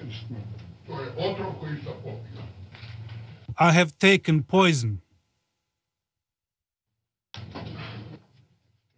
Monsieur le Président, il vient. Notre client dit qu'il a bu un poison ce matin. We suspend, please, the curtains. You see there the judge completely dumbstruck about what to do in that situation. He drank a vial of poison, said, I have taken poison, and then later died in a hospital. from the poison he'd ingested. Okay, so he had received a 20-year jail sentence for being a war criminal, because that's what he is. Back in during the Bosnian War of '92 to '95, in the beginning, the Bosnian Croats and Bosnian Muslims were fighting against the Serbs. The Serbs had committed atrocities, some of which were deemed a genocide, and Srebrenica was deemed a genocide. And in 2013, Praljak's forces committed atrocities, and he did not stop them. And he was sentenced for crimes that happened in the city of Mostar. And nonetheless, when he was sentenced, so he took his poison. And I don't know if you're a war criminal. I don't know if it's an unliberal thing of me, but I don't care. So I think it was Goering during the Nuremberg trials who also took poison, and people were like, oh no, that's a shame because what? We were going to hang him anyway. And so I guess it would have been better if we hung him, but he was a war criminal. He was adjudicated as such, and then he died. Same with Praljak. But the Croatian Prime Minister Plenković said that it was a deep moral injustice towards 6 indicted Croats from Bosnia and the Croatian people, because no matter what, people defend their own. And so all those, in that case, Muslims were butchered, and they're like, yeah, but they're not Croats, so who cares? And everybody, not everybody does it, thank God for that, but the ones who do it, of course, the Ottoman government. And then, hey, where did all the Armenians go? Don't care, they're not gonna admit it, and they're not gonna talk about the genocide, and they're gonna protect their own. Now the Croats, when the Muslims are butchered, and it keeps going round and round and round. So when this guy takes the poison and ends his life, it is a dramatic moment, but one I certainly don't shed a tear for. Yeah, you could say the liberal position is pro-euthanasia. If somebody wants to be, if they want to take their own life, they can, and I guess he did that. He gave himself the death sentence there. But yeah, it's, as you said, I mean, you see sort of in this person a microcosm of this inability to face what you've done, the belief that either we shouldn't talk about it, or if it was done, for your community during a time of war, is it really a crime anyway? Why are people, being PC in this way when it comes to war crimes? And it goes it's all across the world. So Columbus does it, and for whatever insane reason, Italian Americans have latched on to Christopher Columbus. I get it through tradition, etc. He wipes out almost, what was it, millions of people. Huge percentage. It was unbelievable. So almost the definition of a genocide. No, Columbus is great. That's a genocide. Andrew Jackson, Trail of Tears, marches Native Americans, they die on the way, and it's relocation. No, Andrew Jackson's one of us, so he's awesome. So Donald Trump, in commemorating Native Americans who served in World War II and were instrumental in defeating the Nazis, does it in front of an Andrew Jackson picture, because no, he's ours. And the present-day Turkish government. Okay. Oh, the Armenians were marched out. Why? Did they decide to up and leave? No, they were marched out because the Turkish government, or the Ottoman government at the time, at a bare minimum, allowed it, made it happen, etc. Yeah. What did they just decided to leave their homes? No, but it's because we're Turkish. No, we have to defend it and not admit it. Of course, they're not there anymore. And yes, a lot of them died. Yes, a lot of them died. And so, but no, if you're Turkish, you defend the Turks. If you're Croat, you defend the Croats, and on it goes. And here in America, we have people who, to this day, try to say slavery, not as bad as you libs try to make it out to be.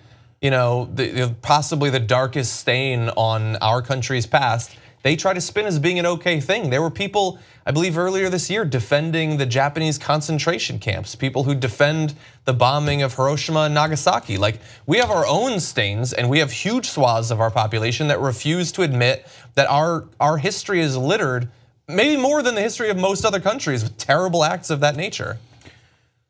And Bill O'Reilly saying, yeah, maybe slaves built the White House, but they were lucky because they got food and clothing. Yeah, though the slaves were so lucky. As long as it's your guys doing it, it's always okay, but it isn't okay. And I wish that we would identify as fellow human beings rather than whatever particular tribe that you happen to come from. Yeah. So the actions of Praljak in the first place were despicable. I'm glad that he was convicted as a war criminal that he is. The actions of the Croatian prime minister still defending him today are abhorrent. Yeah, and it's always good when you see actual war crimes being prosecuted. There are a lot of people walking around in very nice places, even in our country, who have done things far worse. And because they're powerful and they're well connected, there will be no convictions. Do we want to take a short break before coming back? Yeah, we got to take a break. We got to do the Matt Lauer story, and then Garrison Keillor, Scar. There's so much more. Come right back, guys.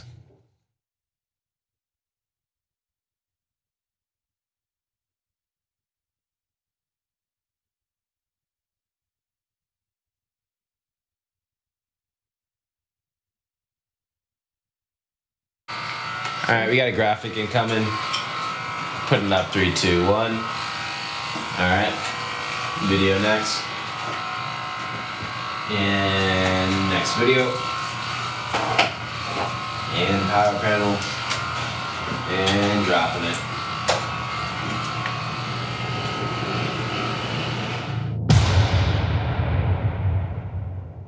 Brett has a cat. I'm moving away from the controversial stuff we were discussing prior to this going live to talking about pussy. Because it's a pussy cat. Here's the thing, I think that cats are dumber. Everyone thinks that cats are smarter because they found a way to just like not care about you and have a home and food. Right. But cats are stupid, they're like children. Like cats, everything they do, it's like, cat, do you want to take a bath right now? Yeah. Because you're fucking gross. And they're like babies and like toddlers. We're like, no, this is how I do it. Yeah. I just lick it. And you're like, are you sure that's a good idea? Because I think you might get hair caught in your throat. And the cat's like, no, it's fine. Ugh. They're stupid. And then like they're just like babies where it's like I pooped. And then it's like, did you want to poop outside? No, I poop here, it's fine because I bury it. Like they're idiots. They're like children. And then dogs are like husbands in sitcoms. Why? Where they're just like, listen, when do we eat? And I love you for that. Also, I'm gonna try to have sex with you. If you don't want it right now, just roll up a newspaper and hit me. That's so true. Although Charlie never tries to hump me, always tries to hump Christian. But you know what? Are you jealous by that? No, I'm not jealous. I just think it's interesting because I think Charlie might be a gay dog and I love him no matter what.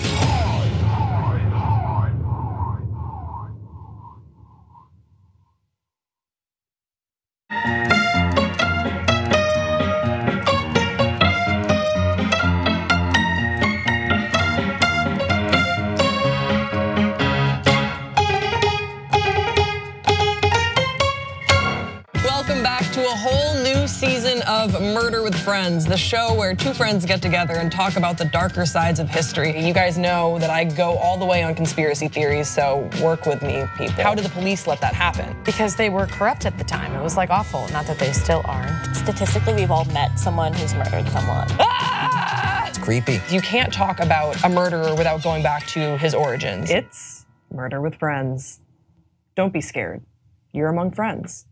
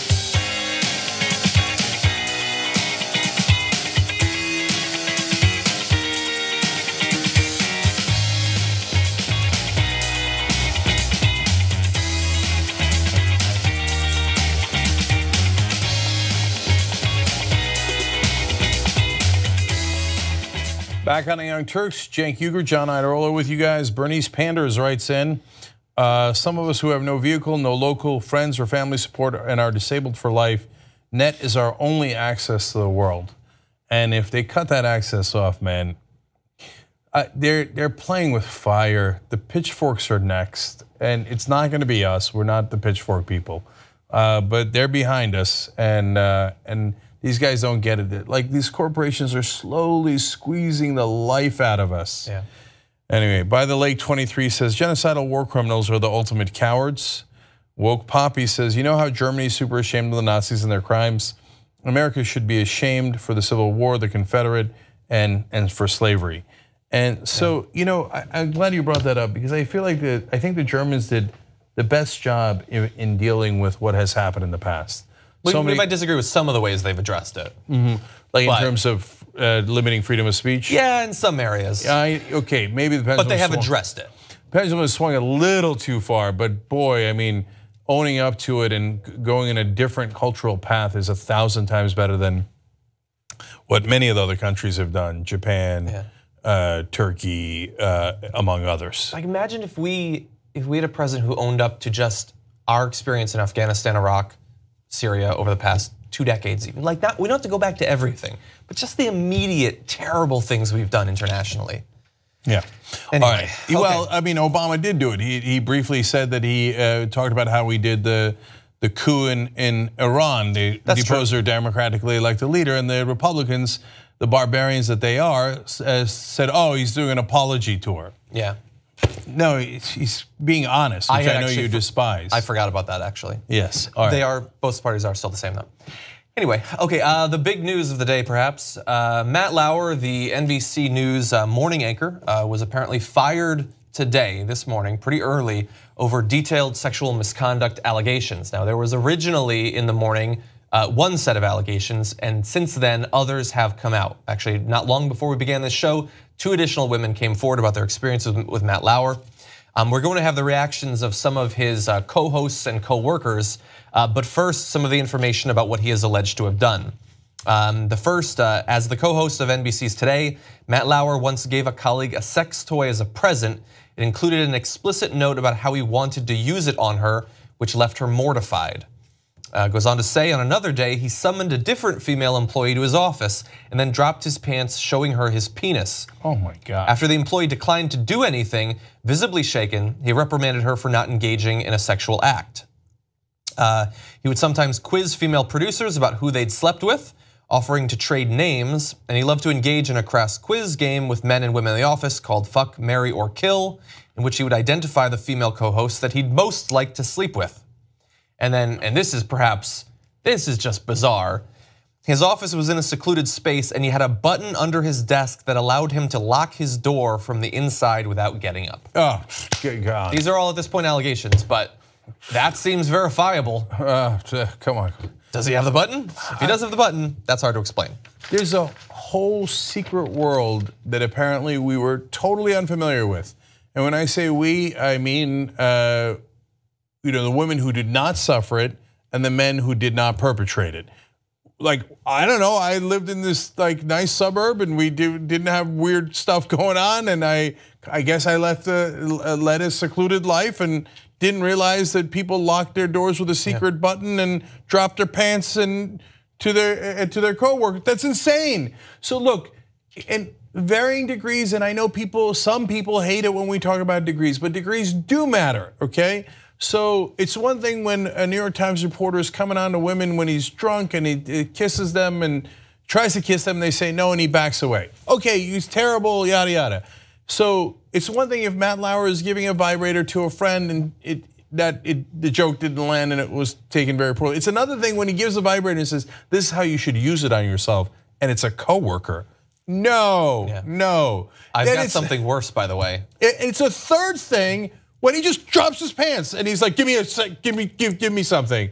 That's Roger Ailes. That's It's like a lot of the other men. They all seem to pull down their pants. Would you like a fourth thing? Okay, Jesus. So this is one of the complaints that came out later in the day.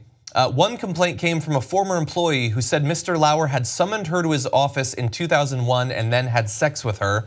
She provided her account to the New York Times but declined to let her name be used. She told the Times that she felt helpless because she didn't want to lose her job and that she didn't report the encounter at the time because she felt ashamed. At the time, the woman told her husband, now ex-husband, about the encounter. She also told a friend about it 5 years ago, which the friend also confirmed. So this is a sort of verification that they do. But so this goes beyond harassment. It goes beyond implied threats, jokes, which are bad enough by themselves, to actually using the implied threat of a woman losing her career to force a woman to have sex with you, according to the complaint. Look, I'm blown away by it. I can't believe how many men did this to women they worked with. So, look, there's some things that have no ambiguity at all. It doesn't matter the non. So, you fuck, marry, and kill. You want to play that game with your friends? People want to joke around, play it on Howard Stern. That's one thing, man. And nobody's going to get into your private life and hey, what'd you do in your living room with your buddies, right? When you're doing it with people you work with and they all work with, and you're joking around about women you'd like to sleep with who work under you, not cool. Okay, sleeping with that woman, and maybe Matt in his mind, and I don't know him at all, right? Thought, oh no, it was consensual, and not realizing the enormous pressure that he put her under. Okay, even if, all right. So I'm not saying that in any way. Don't get me wrong, right? I'm just telling you about different perspectives that maybe that's the excuse he makes to himself, which doesn't justify it in not even 1%. But the part where you go, here, lock the door, drop your pants, here, do this to me. There's no ambiguity. There's no ambiguity there, right? So it's amazing how much they abuse their power. And these guys are on top of the world. You know how much money Matt Lauer made? He made $28 million a year. What are you doing? Go get laid on your own time, you idiot. Well, and why are you abusing those poor women working underneath you? Why are you doing that? But you know why? It's a power, it must be a power thing. Maybe that we don't understand it because we're not that powerful. Yeah. Right? Like they must enjoy the putting people in a position where they're forced to do something. Yes. Whether it's Weinstein or Lauer or Ailes or O'Reilly, seems like it's the same story over and over again. It's like the sex is almost incidental to them. It's the feeling of exertion of power, and it's hard to imagine with the button under the table. And these are what have come out now. Is anyone going to be shocked if tomorrow there's more? Not just of other people, but specifically of Matt Lauer here. Again, I don't know anything about him. I don't know anything about the allegations, but it seems like the beginning of a pattern. Guys, don't know anything. No, look, the reason I go through all the potential ambiguity is because some people still think it's no big deal, it's no big deal, it's no big deal. Dude, there's a button under his table to lock the door. There's no other explanation for that. I can guarantee there are no weird buttons under this table. Yes. There's your noise machine. That's weird in another way, but it's not threatening necessarily. A lot of buttons on it though. I don't know what they all do. Oh yeah? I think it's weird. I'm comfortable with that use of that button. Yes. Jeez, okay. Would you like to go on to, actually, before we move on, just really fast, can we go to this video of Savannah Guthrie, obviously colleague of Matt Lauer, and the experience that she's undergoing? For the moment, all we can say is that we are heartbroken. I'm heartbroken for Matt. He is my dear, dear friend and my partner, and he is beloved by many, many people here. And I'm heartbroken for the brave colleague who came forward to tell her story, and any other women who have their own stories to tell. And we are grappling with a dilemma that so many people have faced these past few weeks. How do you reconcile your love for someone with the revelation that they have behaved badly? And I don't know the answer to that. But I do know that this reckoning that so many organizations have been going through is important. It's long overdue. And it must result in workplaces where all women, all people feel safe and respected. So look, she's in a super tough spot, as a lot of folks have been recently, where you work with somebody, you like them, and then you find out things about them that are very, very uncomfortable and disconcerting. Yeah. And so I feel terrible for Savannah Guthrie and Al Roker later was also quite affected by it. And they've worked with this guy for a long time. And they never experienced the door getting locked on them. Yeah. They never experienced the sexual harassment. So to them, he was just a good friend and colleague. And by the way, not everybody had that same experience with Matt Lauer. Yeah. The person who was there before Savannah Guthrie felt like he ran an all boys club and they did not get along, and that he felt that she pushed him out, but nothing along these lines, right? And so I just always feel bad for the people because, like Sarah Silverman said, what am I going to do? This is terrible. But when she was talking about Louis C.K., but he's my friend, and I don't know how to resolve that. You might have known him for years or decades. Yeah. Yeah, I don't know. Like I often wonder, like every murderer has people who know them. I mean, how do you reconcile what you thought about this person who might be a relative of yours or a friend of yours or a coworker of yours with what they've done? And especially, I mean, like when it's clearly predatory, that there's a sort of system, that there's a button under the desk, that there's a pattern going on, that could have been going on while you were working with this person. How do you go through that? I don't understand how, like you feel like you know the person, that you've built up this relationship, you've built up a trust. And so that's got to be difficult on top of obviously the far worse experience of the people who are victimized by these people. And then finally, Andy Cohen had asked Katie Couric back in 2012, what's Lauer's most annoying habit, because they worked together for a long time. And Katie Couric's not the person I'm referring to. Ann Curry was the one who said that Lauer had kind of pushed her out and ran a boys club. But Katie Couric said about his most annoying habit, quote, he pinches me on the ass a lot. Now, if he's doing that to Katie Couric, who's super powerful, who was his co-anchor, maybe we shouldn't be overly surprised by what he was doing to non-powerful women. Yeah, everybody in every office is having conversations about what's acceptable based on how you know people. There are people who feel like they're very close friends with their coworkers, and so maybe some things are more appropriate. At a certain point though, some things, like when you're literally pinching a person's ass, that's hard to imagine how that can feel justified. Let's go into more then. Okay. Matt Lauer wasn't the only media figure who lost their job today over reports of sexual misconduct. We also have Minnesota Public Radio's Garrison Keillor, who also had all business ties to that organization severed earlier today. This is the creator and retired host of A Prairie Companion, who'd hosted that show for several decades. I was not personally, did not know about this person, but apparently very high profile. Let's see. He said earlier today that he has been fired by Minnesota Public Radio over allegations of what the network called improper behavior. And eventually later on in the day put out a statement about some information. Earlier, he had said that this is a more interesting and complicated situation than they know, that he had some sort of private information. Well, now we have a little bit of that information. He said this, talking about one woman, I meant to pat her back after she told me about her unhappiness, and her shirt was open and my hand went up it about 6 inches. She recoiled, I apologized. I sent her an email of apology later and she replied that she had forgiven me and not to think about it. We were friends, we continued to be friendly right up until her lawyer called. And he continued saying, if I had $1 for every woman who asked to take a selfie with me and who slipped an arm around me and let it drift down below the belt line, I'd have at least $100. So this is poetic irony of a high order, but I'm just fine. I had a good long run and I'm grateful for it and for everything else. So impossible to know. So the Matt Lauer story that also came out today seems fairly clear, with the button under the desk to lock the door when somebody comes in and dropping his pants, etc. I don't know if Garrison Keillor is telling the whole truth there about just, hey, it was an innocent pat on the back. If he is, then I'm on his side.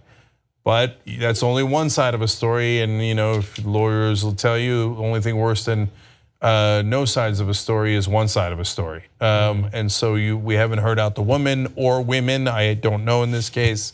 So it might be worse than that. And by the way, yeah, just because your ass has been grabbed doesn't mean you're allowed to grab other people's asses. That's weird logic. Yeah. To think that that becomes acceptable. Look, I understand what he's saying. He's like, look, it's not like I went to prosecute those 100 women who grabbed my ass. Yes, but that's your prerogative. You chose not to do that. That doesn't mean that you get to do it to others. Exactly. Now, timing-wise, we don't know for sure that this was the thing that spurred the accusations against him. But I believe 2 days ago, he did publish an article. If we could bring up that screenshot. The article is, Al Franken should resign, that's absurd. And one section, I'm not gonna read the entire thing, you can find it, but one section of that opinion piece reads, on the flight home, in a spirit of low comedy, Al ogled Miss Tweeden and pretended to grab her and a picture was taken. 11 years later, a talk show host in LA, she goes public and there's talk of resignation. This is pure absurdity, and the atrocity it leads to is a code of public deadliness. No kidding.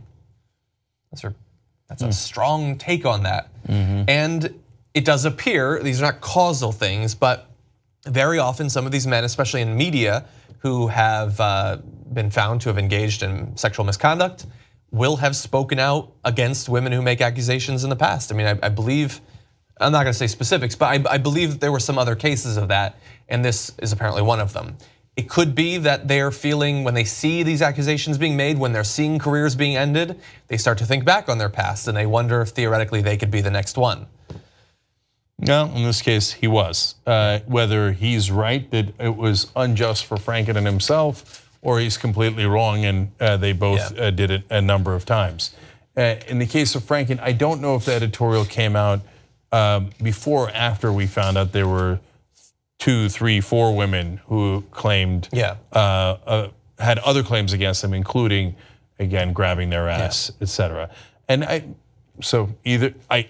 we can't adjudicate all these, so I don't know. I do know of what appeared to be a more innocent time of the kind of times that he talked about at Prairie Home, but it turns out those times were not more innocent.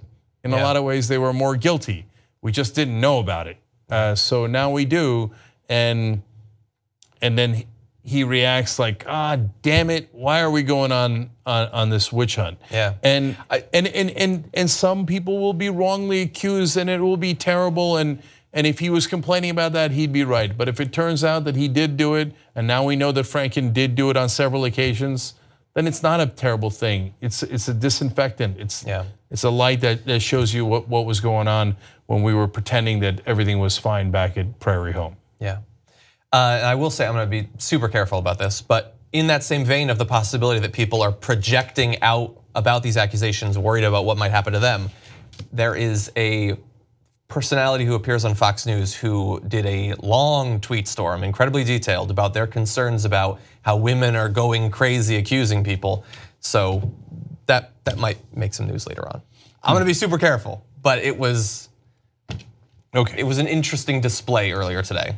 Okay, so as we, guys, for the online audience, we are going to come back and do one quick segment because we promised you Trump against Scarborough and the dead intern and all that. So we're going to do that in just about a minute or so. For the radio audience, we appreciate you guys tuning in.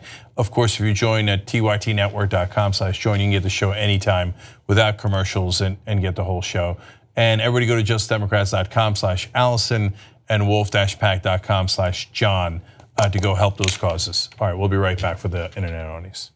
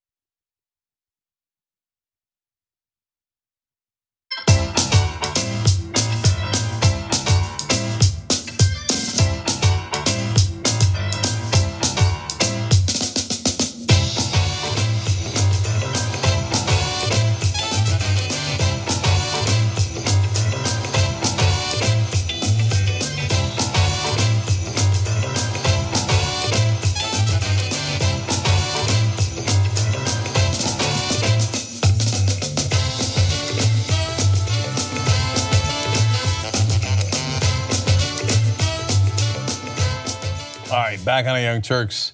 Unregistered Chicano writes in, meanwhile, a sexual predator masquerading as president, judgment tweets about other scandals. Well, we're going to tell you about that in a second because that's the one we're going to talk about, Scarborough. But in the meanwhile, speaking of a monster tweeting, John called it an hour ago. Look at this. I called it, but I really deserve no credit because it's just a knee-jerk reaction. So Theresa May put out a fairly benign statement about Donald Trump randomly tweeting out Islamophobic videos. I said that he would attack her. And 25 seconds ago, he tweeted, at Theresa May, don't focus on me, focus on the destructive radical Islamic terrorism that is taking place within the United Kingdom. We are doing just fine. Well, if we're doing just fine, then maybe we don't need the wall. I guess we're okay. Or the Muslim ban. And so that was one tweet. God only knows what he will tweet about her in the near future. No, John, you're not being fair to yourself. You called it an hour ago on the show. Okay, I'll take it. Yes. No, that's a told you. Yeah. Okay, that's a solid. Told ya. That's a solid ass told you. Okay. My predictions in elections suck, but told yous, I'm doing pretty well. Focus on yourself. We're doing okay. Okay. In our predictions. So, all right, guys. Just quick updates before we give you the last story. JustDemocrats.com/Allison. Can I see? No, it has barely moved. $3 more, I think, since the last time we showed it. 180,545. I was hoping to see 181 by the end of the show. I would still love to see that. Don't forget, of Show's course, not over. jdems.us/TYT3 to help Alexandria, Ocasio-Cortez, Cory Bush, and Chardo as well fight against some corporate Democrats and then Republicans too. And then let me see, wolf-pack.com/John. No, that's also just at 58 donors, exactly where we started. Okay. Maybe the graphic hasn't been updated. Okay, Wolfpack is trying to get money out of politics. They need to hire guys like John so they could do that. We could put up as many as 5 states this year, but we need some soldiers out there. So that's why it's not this John. Wolf-pack.com/John to get him on the Wolfpack team. I don't know much about him, but on name alone, seems like a good guy. On name alone. Okay, all right, what's next? Okay, one more story for you. As news broke this morning about Matt Lauer, Donald Trump lost his mind and started tweeting about Matt Lauer, but also about other members of the media that he would like to see fired. Not just the actual people on TV, but the executives as well at some of these channels that he doesn't like because they have the gall to criticize the president of the United States. And then he went even farther than that, going from wanting people in the media to be fired to potentially being put in prison, not for criticizing him specifically, but for murder. So he tweeted this. So now that Matt Lauer is gone, when will the fake news practitioners at NBC be terminating the contract of Phil Griffin? Which, that's enough for one tweet. But he goes on, and will they terminate low ratings Joe Scarborough based on the unsolved mystery that took place in Florida years ago? Investigate. They don't need to investigate because people already investigated about that unsolved murder. So this is the conspiracy theory that the right wing seems to have about Joe Scarborough, that he murdered one of his interns in Florida years ago. He's referencing Laura Clausidis, a 28-year-old office staffer who worked for Scarborough when he was a representative from Florida. Clausidis was found dead in the congressman's district office in July 2001. At the time, a local medical examiner investigated, ruled the death an accident, saying Clausidis had collapsed and hit her head on the side of a desk. She had an undiagnosed heart condition, according to the medical examiner, and the head trauma caused a fatal blood clot. Okay, so or they would have you believe that. In reality, she died on the set of the moon landing that didn't happen. Exactly. It's already a tragedy that she died at all in this circumstance or otherwise, but that's not good enough for them. So there's a bunch of twists in this story. Number one, the Republicans used to go apoplectic if you mention Scarborough's intern. And I never did because the medical examiner said she died of the blood clot, okay? And so there's a million things to criticize Scarborough on. That isn't one of them. But the right wing would defend him. Now, the dear leader has said that we will now attack Scarborough.